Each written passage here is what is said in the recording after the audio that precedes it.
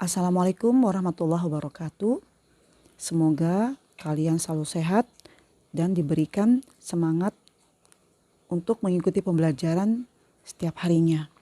Hari ini kita kembali bertemu dalam pelajaran Bahasa Indonesia secara daring yang masih akan membahas tema kelima, yaitu teks eksplanasi.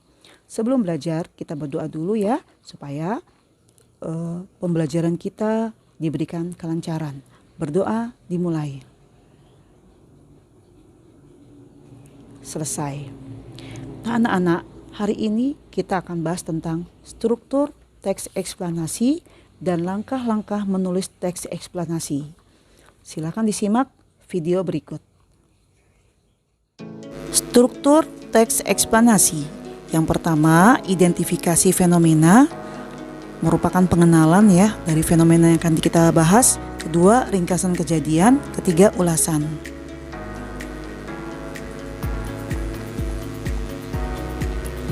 Identifikasi fenomena merupakan pengenalan pada satu fenomena atau kejadian yang ingin dijelaskan. Bisa fenomena alam, fenomena budaya, atau fenomena-fenomena lainnya. Contoh, awal pemerintahan Kabupaten Bandung dimulai sejak Piagam Sultan Agung Mataram pada tanggal 20 April 1641.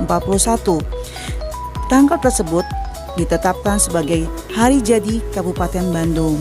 Nah, ini merupakan sebuah identifikasi atau pengenalan dari teks tentang terbentuknya Kabupaten Bandung. Yang kedua adalah rangkaian kejadian, merupakan rincian atas kejadian yang relevan dengan identifikasi fenomena. Bagian ini disusun dengan pola kausalitas atau pola kronologis. Contoh, semua produsen dapat menghasilkan makanannya sendiri, sehingga disebut organisme autotrof. Sebagai produsen, tumbuhan hijau menghasilkan makanan melalui fotosintesis. Nah, ini merupakan rangkaian kejadian yang berpola kausalitas. Yang ketiga adalah ulasan, merupakan komentar atau penilaian tentang konsekuensi atau kejadian yang dipaparkan.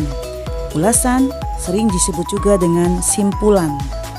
Contohnya ya, dengan demikian, tropisme sesungguhnya merupakan gerak dari bagian tumbuhan yang disebabkan adanya rangsangan.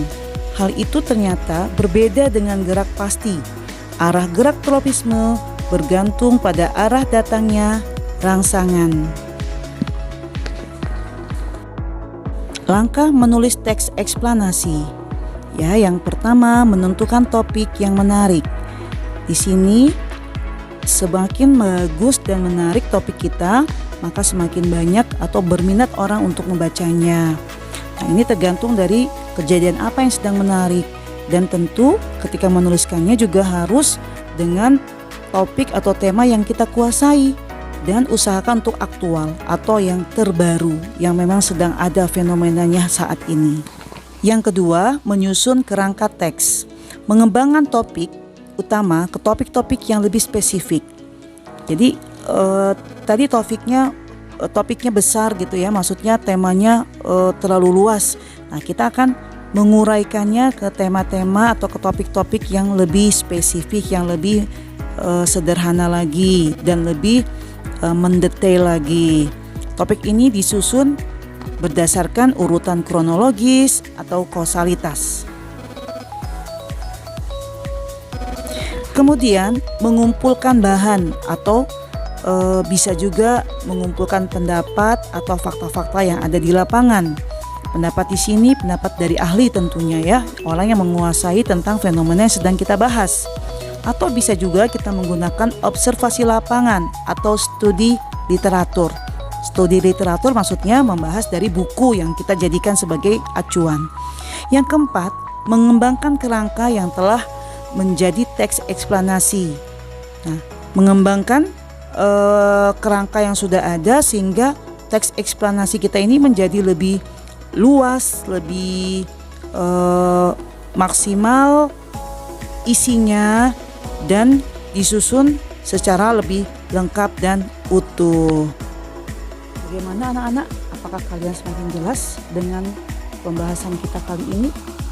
Apakah kalian semakin mengerti tentang teks eksplanasi? Baiklah, untuk lebih memberikan pemahaman yang mendalam, tugas kalian adalah membuat teks eksplanasi. Jangan lupa pakai langkah-langkah menulis yang tadi sudah kita pelajari ya. Yang pertama, menentukan topik. Apa yang akan kalian bahas? Boleh tentang gempa yang sekarang melanda saudara-saudara kita di Majene ya, atau bisa juga tentang bencana banjir yang melanda saudara-saudara kita di Kalimantan Selatan. Kemudian setelah menentukan topik, kalian menyusun kerangka teksnya. Ya, membuat apa sih yang akan dibahas? Nah, di sini kalian bisa menggunakan pendekatan kronologis ataupun kausalitas. Kemudian kamu mengumpulkan bahan-bahan ya atau pendapat dari para ahli. Seperti apa sebenarnya gempa itu? Kenapa bisa terjadi? Ya, seperti apa banjir itu? Kenapa bisa terjadi? Ya, dan seterusnya. Kemudian mengembangkan kerangka itu. Ya, setelah mengembangkan kerangka itu akan ditutup supaya kerangkanya menjadi lebih sempurna lagi. Demikian pertemuan kita hari ini. Assalamualaikum warahmatullahi wabarakatuh.